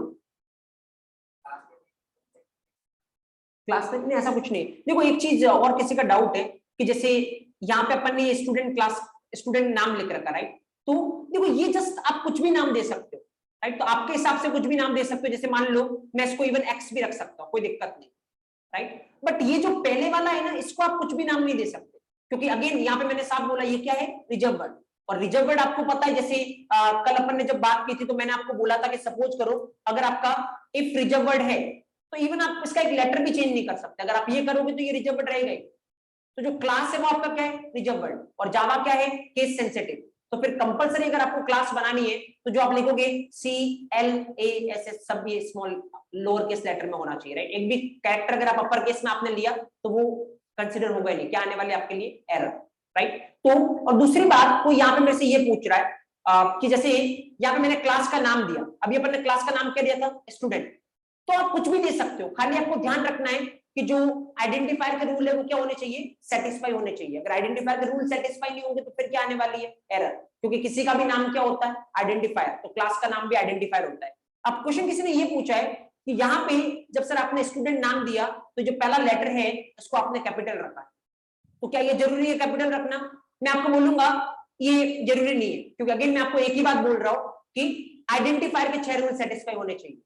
तो आइडेंटिफायर के 6 रूल में ऐसा कहीं नहीं है कि जो पहला लेटर है वो क्या होना चाहिए अपर केस, तो इसका मतलब ये कोई रूल नहीं है राइट। लेकिन मैं आगे चल के आपको बताऊंगा इंडस्ट्री के स्टैंडर्ड, और उसके अकॉर्डिंग पहला लेटर आपको कैपिटल लिखना चाहिए, नहीं भी लिखोगे तो कोई एरर नहीं है, लेकिन इंडस्ट्री के प्रोटोकॉल के अकॉर्डिंग पहला लेटर आपको क्या लिखना चाहिए कैपिटल।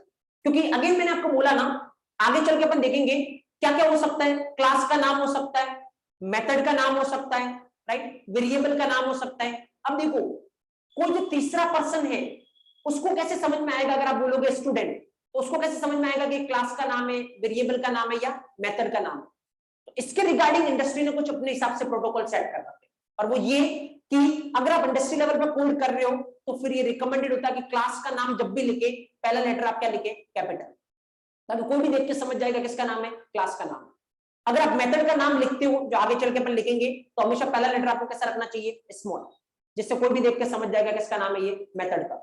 वेरिएबल में भी पहला लेटर क्या होना चाहिए स्मॉल, तो फिर वेरिएबल और मेथड में कैसे पता चलेगा आगे जब अपन देखेंगे, क्योंकि मेथड में ये इस तरीके से पीछे पैरेंथेसिस लगेंगे और वेरिएबल में ऐसा कुछ लगेगा नहीं।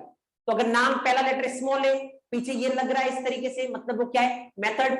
अगर नाम पहला लेटर स्मॉल है पीछे कुछ नहीं लग रहा, मतलब वो क्या है वेरिएबल। और अगर नाम पहला लेटर कैपिटल है मतलब वो क्या है क्लास। तो इंडस्ट्री का कोई भी पर्सन उसको देख रहा है इजीली उसको समझ सकता है, इससे क्या इंप्रूव होगी आपकी रीडेबिलिटी। बट देन ऐसा कोई हार्ड एंड फास्ट रूल नहीं है कि आपको ऐसा ही करना है, अगर नहीं करोगे तो कोई एरर आएगी, एरर नहीं आने वाली, क्योंकि पॉइंट सिंपल सा है, जब भी किसी का नाम लिखते हो वो आइडेंटिफायर के रूल क्या होने चाहिए सेटिस्फाई, और आइडेंटिफायर के रूल में कहीं भी ऐसा रूल नहीं कि पहला लेटर क्या होना चाहिए कैपिटल, लेकिन आपको ऐसा करना चाहिए। तो आगे जाके मैं ये प्रोटोकॉल्स आपको बताऊंगा, तो फिलहाल किसी ने पूछा तो मैंने उसको आंसर किया। ओके चलो आगे चलते हैं अपन, और अभी थोड़ी देर पहले अपन ने डिस्कस किया एक्चुअली यहाँ पे कि क्लास के अंदर मेजरली क्या चीजें आती है, एक तो वेरिएबल्स आते हैं और एक क्या आती है मेथड्स आती है राइट। तो चलो डिस्कशन करते हैं अपन किस पे, थोड़ा वेरिएबल्स पे अपन डिस्कशन करते हैं राइट। तो जस्ट ऑब्जर्व हियर, यहाँ पे क्या मतलब होता है वेरिएबल का, ऑब्जर्व हियर।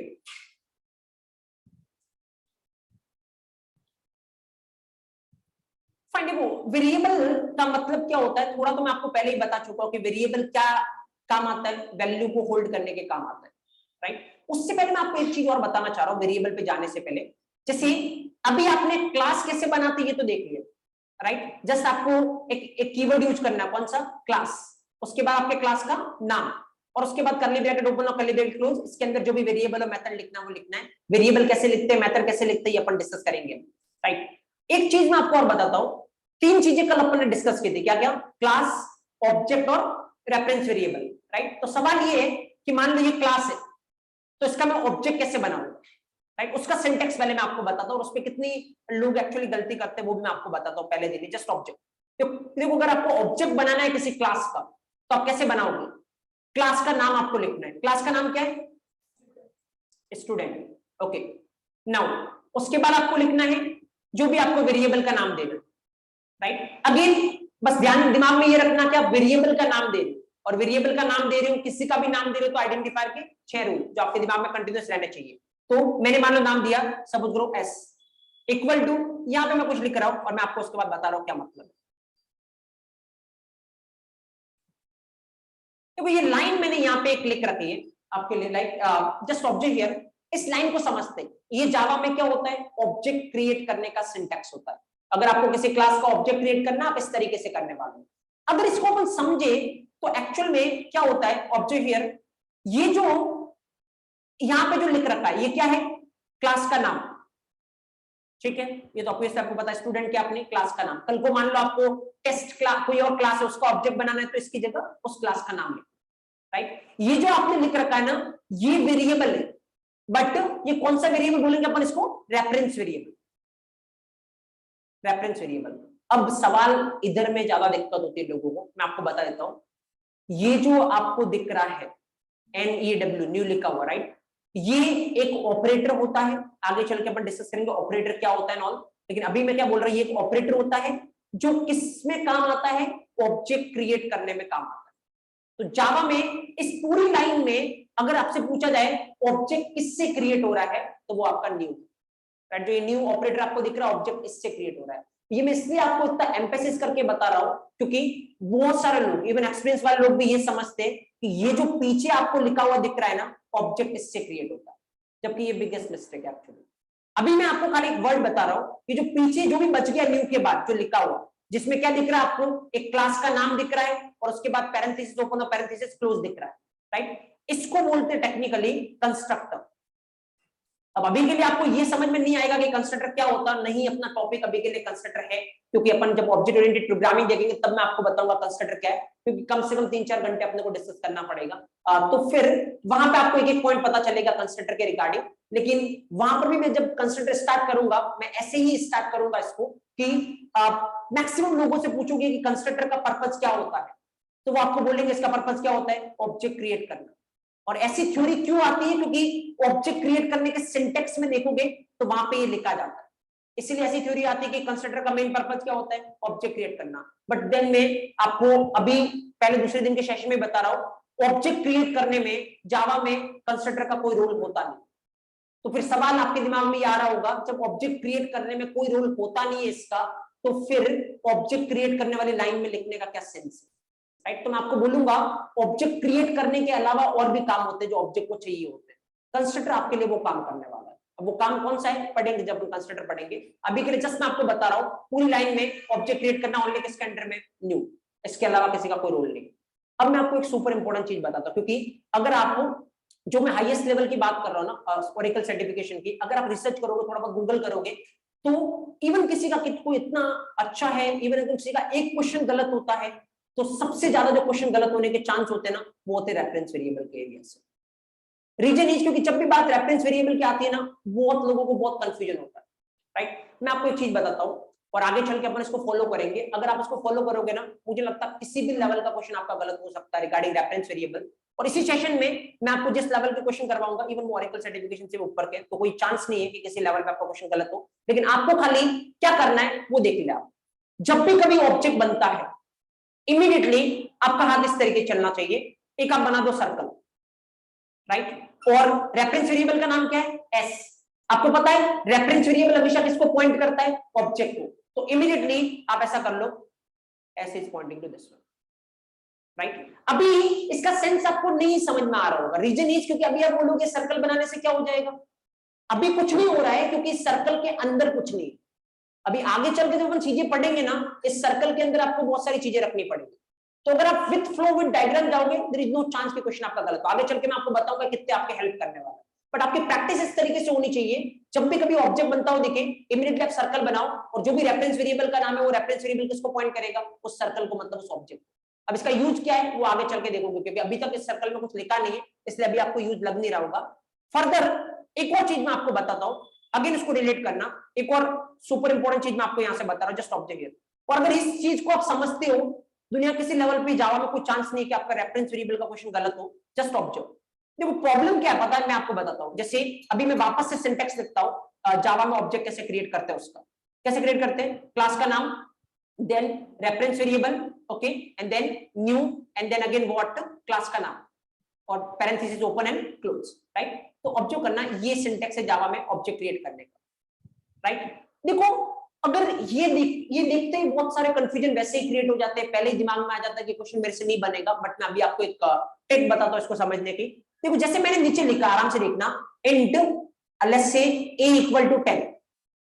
देखो जब भी कोई इस लाइन को देखता है वो अच्छा फील करते हो आप, यहाँ ठीक है, क्या है, एक वेरिएबल है जिसमें क्या स्टोर है, 10 स्टोर है, मतलब मैं क्वेश्चन आराम से कर लूंगा, कोई दिक्कत नहीं। लेकिन अगर जब भी ऊपर वाली लाइन को देखोगे तो पता नहीं है क्या हो रहा है, किस तरीके से कौन किसको पॉइंट कर रहा है। मैं आपको एक तरीका बताता हूँ, देखो ऑब्जर्व करना। मैं आपको ये बोलूंगा कि ऊपर जो आपने लाइन लिख रखी है और ये जो नीचे जो आपने लाइन लिख रखी है ना, दोनों में कोई डिफरेंस नहीं है। अगर इसको आप समझते हो कि इन दोनों में कोई डिफरेंस नहीं है, तो कोई चांस नहीं कि आपका क्वेश्चन गलत हो। जस्ट ऑब्जर्व कैसे कोई डिफरेंस नहीं, मैं इसको थोड़ा रिलेट करता हूं। देखो what is this, what is this, आप बताओ फटाफट को, क्या ये क्लास का नाम, राइट। अब मेरा क्वेश्चन आपसे ये है, हर एक क्लास कौन सी कैटेगरी में बिलोंग करती है, यूजर डिफाइंड डेटा टाइप। तो मैं सिंपल सा इसको लिख रहा हूं, ये क्या है, user defined data type, fine, चलो ठीक है। नीचे आओ, what is this, data type कौन सा, प्रिमिटिव। देखो बोले प्रिमिटिव हो या यूजर डिफाइंड हो, जो पहली चीज आपने दोनों जगह पे लिख रखी है वो है क्या, डेटा टाइप, इतना कंफर्म है, right. What is this thing, reference variable, ठीक है, this is reference variable, okay. What is this thing, variable, कौन सा, पूरा नाम बोला करो, आगे कौन सा डेटा टाइप है, प्रिमिटिव, तो कौन सा variable, primitive variable, okay, primitive variable.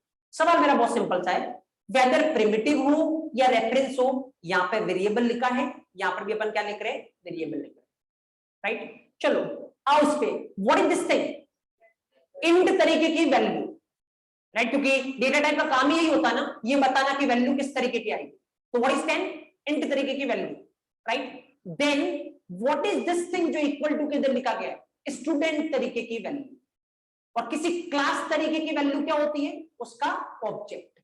तो इसका मतलब ये वैल्यू किसकी है, स्टूडेंट तरीके की, किसी क्लास तरीके की वैल्यू मतलब उसका ऑब्जेक्ट, प्रिमिटिव में इस तरीके की वैल्यू मतलब उस तरीके की वैल्यू, राइट। तो सिंपल देखो, अगर आप देखोगे data type variable value, then same data type variable value, बस खाली डेटा टाइप यहाँ पे अलग है, यहाँ पे अलग कैटेगरी का है, वेरिएबल यहाँ पे अलग कैटेगरी का, यहाँ पे अलग कैटेगरी का है, और वैल्यू यहाँ पे अलग कैटेगरी की, यहाँ पे अलग कैटेगरी की। लेकिन जो काम ये नीचे वाली लाइन कर सकती है वो काम ये ऊपर वाली लाइन भी कर सकती है, क्योंकि अगेन तीनों बिल्कुल सेम है। अगर आप इसको रिलेट करते हो, complex to complex question within a second आप सॉल्व कर लोगे। मैं आपको आगे चल के प्रैक्टिकली बताऊंगा कि कितना हेल्प कर रहा हो, कितना इजीली आप चीजों को सोच पा रहे हो। एंड इवन मैं आपको बता रहा हूँ, इवन को 5 साल से काम कर रहा है इंडस्ट्री में, आप जाके दोगे रेफरेंस वेरिएबल के रिगार्डिंग क्वेश्चन, कभी कोई कंफर्टेबल फील करेगा नहीं, राइट। द रीजन इज क्योंकि आप इसको अगर याद करने की ट्राई करोगे, ये होता है रेफरेंस वेरिएबल में, वो होता है, याद करने में दिक्कत खाली एक ही है। तो पहले दिन से ये पैटर्न फॉलो कर लो, आप क्वेश्चन याद नहीं करें, आप क्वेश्चन याद करोगे, चलो मेरे को डाउट नहीं है कि आप 10 15 20 क्वेश्चन याद कर ही लोगे, राइट। लेकिन क्या मैं 20 क्वेश्चन के बाद कुछ नहीं आएगा, ये आप बोल सकते हो, नहीं। दिक्कत याद करने में ये है कि थोड़ा सा भी किसी ने चेंज किया तो फिर आपको हमेशा प्रॉब्लम है। दिक्कत, अगर अच्छी बात फ्लो समझने में ये है कि कोई किसी भी तरीके का क्वेश्चन चेंज कर दे, आपको कोई फर्क नहीं पड़ेगा, क्योंकि पैटर्न आपका वही है। पैटर्न आपका अब क्या होना चाहिए, भले वो इजी टू इजी क्वेश्चन हो और भले वो कॉम्प्लेक्स टू कॉम्प्लेक्स क्वेश्चन हो, जैसे आपको यहाँ पे ये लाइन दिखती है, दिस दिस, राइट। अब ये सारी चीजों को सॉल्व कर देगा।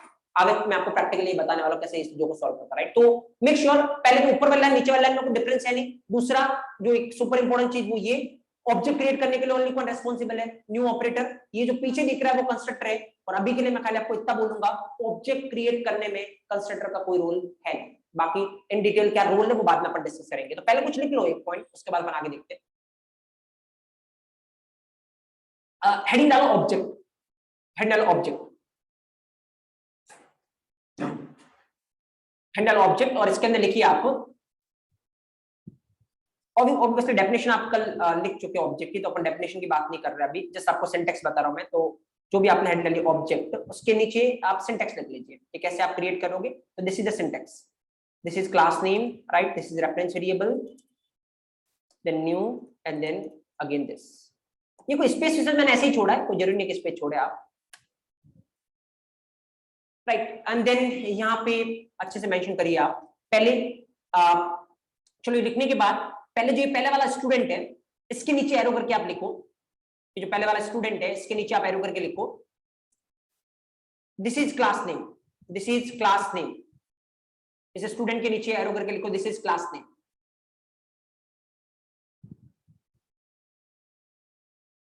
राइट। इस एस के नीचे एरो करके लिखो, इस एस के नीचे एरो करके लिखो this is reference variable, this is reference variable, this is reference variable. Then इस न्यू के नीचे एरो करके लिखो आप, न्यू के नीचे एरो करके लिखो this is an operator, this is an operator, this is an operator which is used to create, which is used to create object in Java. This is an operator which is used to create object in Java. This is an operator which is used to create object in Java. Right? और बाकी का जो भी ये portion बच गया, student parenthesis open parenthesis close, इस पूरे के नीचे एरो करके लिखो this is constructor, this is constructor and keep it important, this is constructor and the purpose of constructor and the purpose of constructor and the purpose of constructor is not to create object in Java. अब इसका purpose क्या होता है बाद में देखेंगे, लेकिन ये मिथ में पहले ही खत्म कर रहा हूं कि कंस्ट्रक्टर का पर्पस ऑब्जेक्ट क्रिएट करना नहीं होता है। This is constructor and the purpose of constructor is not to create object in Java. And then उसके बाद आप इस तरीके से इसको रिप्रेजेंट कर लो कि यहाँ पे ये ऑब्जेक्ट बना और ये रेफरेंस वेरिएबल इसको पॉइंट कर।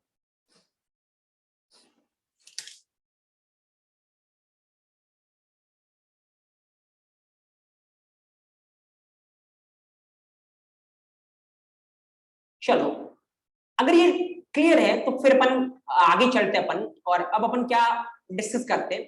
अगेन अब अपना डिस्कशन पॉइंट जो है उसको ले जाते हैं अपन किसकी तरफ को, ले जाते हैं अपन डिस्कशन पॉइंट को वेरिएबल की तरफ, राइट। तो बात अपन वेरिएबल की कर रहे थे और वहां से अभी इसको लिखने की रिक्वायरमेंट नहीं है, मैंने आपको ये समझाया कि दोनों का आप रिलेट कर सकते हो, आगे चल के अपन प्रैक्टिकली देखेंगे वैसे ही आपको समझ में आ जाएगा। अभी जस्ट मैंने आपको समझाया तो इसको लिखने की रिक्वायरमेंट नहीं कि दोनों सेम एंड ऑल। ओके फिलहाल अपन वापस चलते पीछे और वहां मैं आपको बताता हूँ अगेन। देखो अपना जो टॉपिक जो अपने को डिस्कस करना था वो ये था कि क्लास के अंदर क्या क्या होते हैं, मोस्टली वेरिएबल्स होते हैं और मेथड होते हैं। अब पहला डिस्कशन पॉइंट अपन लेके जाते हैं किस पे, वेरिएबल्स पे, राइट। ओके देखो जब हम बात करते हैं ना ऑब्जेक्ट हियर मैं यहाँ पे रिमूव कर रहा हूँ, अभी इसका कोई सेंस है नहीं। जब हम बात करते हैं वेरिएबल की, वेरिएबल क्या होता है ये तो आपको पता है, राइट। अब सवाल ये है जावा में जब वेरिएबल की बात आती है, जावा में जब भी वेरिएबल की बात आती है इसको दो कैटेगरी में एक्चुअल में डिवाइड किया गया, राइट। जो पहली कैटेगरी है इसको ये बोलते हैं कैटेगरी फर्स्ट और दूसरी कैटेगरी कैटेगरी सेकंड, राइट। ना दो कैटेगरी एक्चुअली चलती है यहाँ पे जब वेरिएबल की बात आती है, category first and category second. अब एक्चुअली मैं आपको बता रहा हूँ कैटेगरी फर्स्ट जो है वो किस पे फोकस करती है, कैटेगरी फर्स्ट फोकस करती है कि ऑब्वियसली वेरिएबल का काम क्या होता है, वैल्यू को होल्ड करना। तो कैटेगरी फर्स्ट फोकस करती है वेरिएबल किस तरीके की वैल्यू को होल्ड कर रहा है, राइट। क्योंकि वैल्यू बहुत सारी तरीके की हो सकती है, तो कैटेगरी फर्स्ट बोलती है कि वेरिएबल किस तरीके की वैल्यू को होल्ड कर रहा है। और इस पॉइंट के बेसिस पे कि वेरिएबल किस तरीके की वैल्यू को होल्ड कर रहा है, कैटेगरी फर्स्ट में दो तरीके के वेरिएबल होते हैं, दोनों के बारे में आप पढ़ चुके हो। पहला कौन सा, प्रिमिटिव वेरिएबल, और दूसरा कौन सा, रेफरेंस वेरिएबल, राइट। देखो किसी को आप प्रिमिटिव क्यों बोल रहे हो, किसी को रेफरेंस क्यों बोल रहे हो, सिंपल, आप उसकी वैल्यू देख के बोल रहे हो।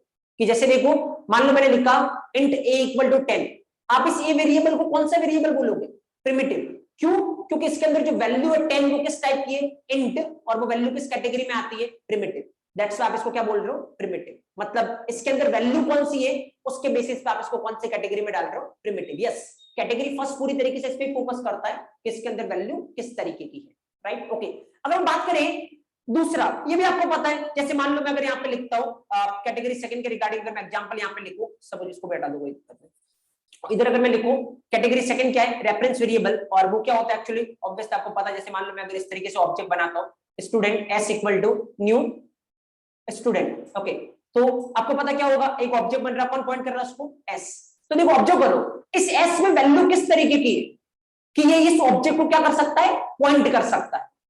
ए में वैल्यू किस तरीके की है 10, एस में किस तरीके की वैल्यू किस ऑब्जेक्ट को पॉइंट कर सकता है, और इसीलिए इसको इस कैटेगरी में डालते हैं रेफरेंस, मतलब किसी को रेफर कर रहा है, किसी को पॉइंट कर रहा है, राइट। जैसे नॉर्मल वर्ड में बोलोगे तो रेफर का मतलब क्या होता है, इस वो किसी को बता रहा है कुछ, राइट। तो ऑब्वियसली यहाँ पे एस किसके बारे में बात कर रहा है, ऑब्जेक्ट के बारे में। हमेशा रेफरेंस वेरिएबल किसके बारे में बात करेगा, ऑब्जेक्ट के बारे में, राइट। तो इसके अंदर वैल्यू किस तरीके की है, इस ऑब्जेक्ट को पॉइंट करने की, इसीलिए ये पहली कैटेगरी में आता है। कौन सा वेरिएबल, रेफरेंस। ये दोनों ही आप पढ़ चुके हैं, ऑब्वियसली मैं आपको ये बता चुका हूं। प्रिमिटिव में कितने डेटा टाइप होते हैं, 8, बाद में अपन डिटेल में डिस्कस करेंगे, और रेफरेंस वेरिएबल के बारे में आपको पता है क्या होता है, राइट। ये दोनों पॉइंट अपन डिस्कस कर चुके हैं, इतना इंपॉर्टेंट नहीं है। यहां से इंपॉर्टेंट खासकर रेफरेंस वेरिएबल है, जब इसमें क्वेश्चन बनते तब इंपॉर्टेंट है, आगे चल के अपन इसके सारे क्वेश्चन डिस्कस करेंगे, राइट। लेकिन जो इंपॉर्टेंट कैटेगरी है ना, वो कौन सी है, कैटेगरी 2, राइट। एक बार जानने की ट्राई करते हैं कैटेगरी 2 में ऐसा क्या होता है।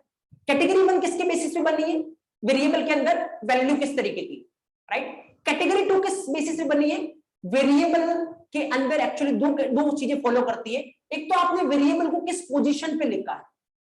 देखो कैटेगरी 1 को पोजीशन से कोई फर्क नहीं पड़ता, खाली ये क्या बात करेगा, वैल्यू अगर प्रिमिटिव है तो कौन सा वेरिएबल है, प्रिमिटिव। अगर किसी को पॉइंट करना तो कौन सा वेरिएबल है, रेफरेंस। कहां पे लिखा है, कैसे लिखा है, कोई फर्क नहीं पड़ता कैटेगरी 1। अभी अपन प्रैक्टिकल एग्जांपल देखेंगे तो मैं आपको बताऊंगा, राइट। कैटेगरी जो 2 है उसको पहला फर्क पड़ता है किससे, पोजीशन, कौन सी पोजीशन पे आपने वेरिएबल को लिखा है, राइट। दूसरा जो इसको फर्क पड़ता है वो किससे, वेरिएबल का बिहेवियर कैसा है, वो कैसा बिहेव कर रहा है। क्योंकि कैटेगरी 2 के वेरिएबल अलग अलग सिचुएशन में अलग अलग तरीके से बिहेव करने वाले, क्योंकि कैटेगरी 1 के वेरिएबल हमेशा सेम तरीके से बिहेव करेंगे। आप ऐसा लिखोगे तो कौन सा है, प्रिमिटिव ही है, आप ऐसा लिखोगे तो कौन सा है, रेफरेंस ही, कभी चेंज नहीं होने वाला। बट कैटेगरी 2 के वेरिएबल का बिहेवियर सिचुएशन पे डिपेंड करेगा, पोजीशन पे डिपेंड करेगा, आप कहां पे लिखते हो। इनको कहीं भी लिखो हमेशा सेम ही तरीके का बिहेवियर शो करेगा, राइट। तो कैटेगरी 2 दो चीजों पर डिपेंड करती है, पोजीशन और बिहेवियर। देखो अभी याद नहीं रखना ये चीजें कि पोजीशन याद रखना, बिहेवियर याद रखना है, ऑटोमेटिक अभी अपन इस पे कम से कम 2-3 दिन इन्वेस्ट करेंगे तो सारी चीजें ऑटोमेटिक पता चलेगी आपको, right.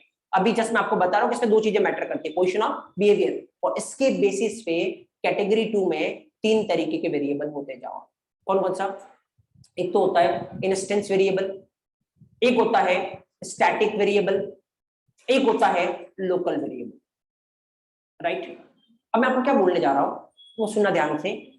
One of the most important question of the entire Java and that is this, instance और स्टैटिक वेरिएबल में क्या डिफरेंस होता है, राइट। इवन आप किससे पूछ के देखना, जस्ट एक आधा डिफरेंस भी आपको देगा कि इंस्टेंस ऐसे चलता है, स्टैटिक ऐसे चलता है, राइट। मैं आपको बता रहा हूं जब अपन बात करेंगे इनके डिफरेंस की तो कम से कम अपन 7 to 8 डिफरेंस की बात करेंगे, जिसके बाद दुनिया किसी लेवल में आप कमिट कर सकते हो कि इंस्टेंस और स्टैटिक का कोई क्वेश्चन आपसे बनेगा, राइट। एंड इवन मैं इसके रिगार्डिंग आपको स्टोरी बताता हूं, पता अभी रिसेंट टाइम की है, 2-3 साल पहले की। एक स्टूडेंट था जिसके इंटरव्यू में ये दूसरा क्वेश्चन उससे पूछा गया कि इंस्टेंस और स्टैटिक में क्या डिफरेंस है, राइट। और जो उसने आंसर किया ना, उसके बाद एक्चुअली इंटरव्यूअर के ये वर्ड थे, have you done any research over instance and static, right. And उसके बाद ऑब्वियसली तीसरा क्वेश्चन उससे किया ही नहीं गया, रिजल्ट क्या हुआ होगा मुझे बताने की रिक्वायरमेंट नहीं, राइट। तो मैं आपको जस्ट ये बोल रहा हूँ, तरीका आपके आंसर देने पे है, तरीका आप किस तरीके से खुद को रिप्रेजेंट करते हो उसमें है। इवन एक क्वेश्चन सफिशिएंट बनता है आपके पूरे इंटरव्यू रूम में, राइट। तो मैं से बहुत सारे क्वेश्चन आपको बताऊंगा, एंड अगर आपको पूछा जाए इंस्टेंस और स्टैटिक में क्या डिफरेंस है, मुझे लगता है आप वहीं पे ये कमिट कर देना कि आपका इंटरव्यू क्लोज हो चुका है, खाली आपको आंसर कैसे देना वो बताऊंगा। अगर आपसे नहीं पूछा जाए तो कैसे यहां तक लेके आना है सामने वाले को, वो भी मैं आपको बताऊं, राइट। कि इंस्टेंस और स्टैटिक डायरेक्ट अगर आपसे क्वेश्चन नहीं पूछा गया आप कैसे लेके आओगे यहाँ पर, और अगर पूछा गया मतलब ये डैम श्योर आप वहां पे नोट कर लेना कि ये लास्ट क्वेश्चन आपका interview, right. Just observe here, अभी इतना इंपॉर्टेंट क्यों बनता है उसके रिगार्डिंग अपन बात करेंगे। जो पहले कुछ लिखो उसके बाद अपन आगे डिस्कस करते हैं। तो लिखो आप यहाँ पे वेरिएबल, लिखो हेड डालो variable,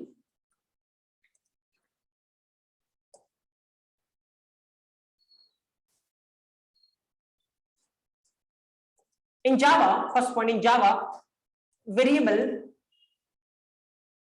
variables are divided in two categories. Variables are divided in Java. Variables are divided into two categories. Variables are divided into two categories. In Java, variables are divided into two categories.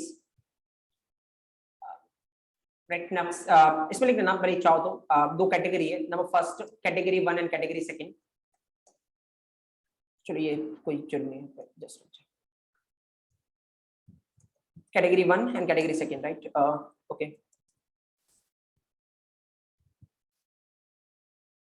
Okay, now next second point लिखो. based on the value represented by the variable, based on the value represented by the variable, based on the value represented by the variable, based on the value represented by the variable, category first, based on the value represented by the variable, category first contain two types of variable. Category first contain two types of variable. Category first contain two type of variable. Number first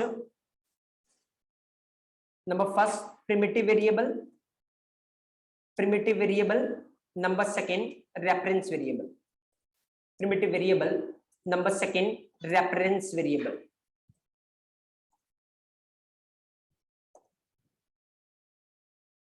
fine. आप चाहो तो यहाँ पे example भी mention कर लेना. आप example mention कर लेना, बाकी आपको सब वैसे ही पता ही है. मान लो आपने लिखा एंड a इक्वल टू 10 और एक आपने लिखा, सपोज करो कि आपके क्लास का नाम स्टूडेंट है और आपने लिखा student s equal to new student, right? तो यहाँ पे जो आपका a है वो प्रिमिटिव वेरिएबल है और जो आपका s है वो आपका रेफरेंस वेरिएबल, राइट? तो आप चाहो तो एरो करके लिख देना a पे इट इज प्रिमिटिव वेरिएबल और s पे एरो करके लिख देना it is reference variable.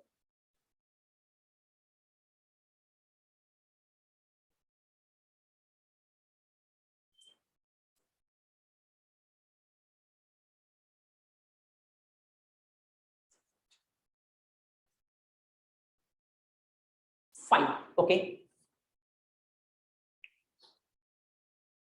Next point लिखो. Number third.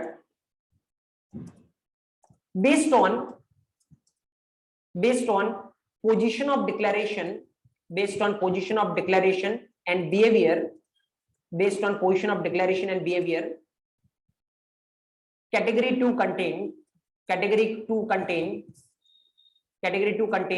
three types of variable.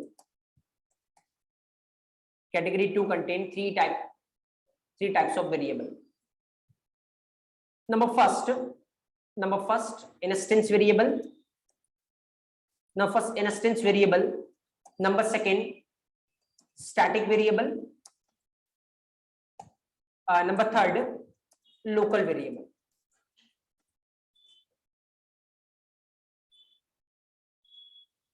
Instance variable, static variable and local variable.